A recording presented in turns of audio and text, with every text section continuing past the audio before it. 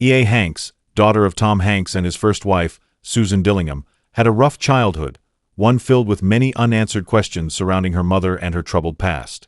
Dillingham, who went by the stage name Samantha Lewis, battled personal demons before passing away from lung cancer in 2002. Hanks' daughter, in her new book, The 10, a memoir of family and the open road, touches on various points of her childhood that remained hidden from the spotlight.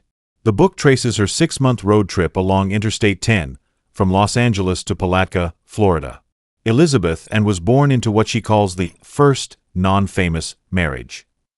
Her parents met in the 1970s while studying theater at Sacramento State University.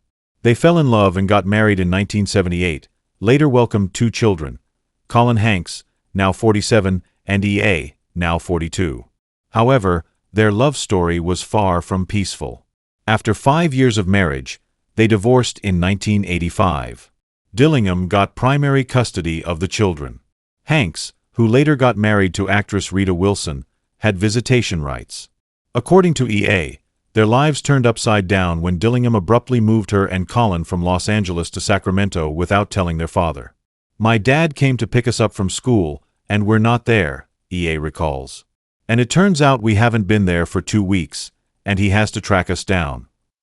E.A. said that she remembers little of the Los Angeles she grew up in, except for a graduation photo where she's standing between her parents and brother.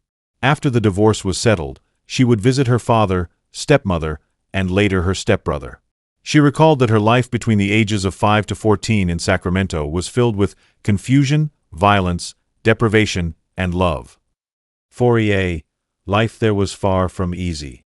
In her memoir, she described growing up in a house that, over time, became chaotic and neglected.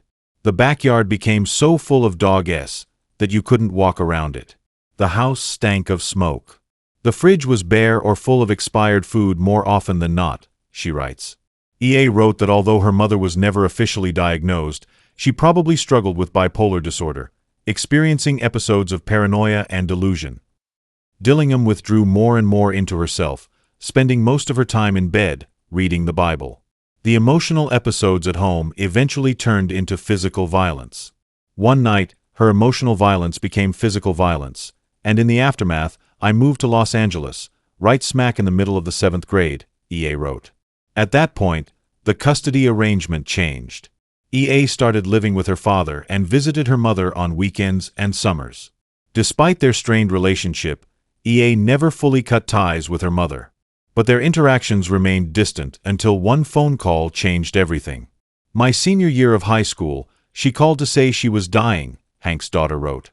Susan Dillingham lost her battle with lung cancer in 2002 at just 49 years old. In The 10, a memoir of family and the open road, E.A. is on her way to discover her mother's past, driving along Interstate 10 to piece together the story of the woman who raised her. "I am a kid from the first marriage," she wrote. "My only memories of my parents in the same place at the same time are Colin's high school graduation, then my high school graduation."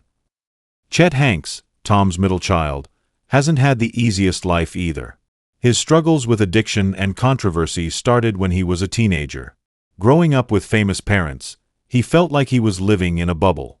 He eventually got into trouble with drinking and drugs, but now says his daughter has helped him stay sober.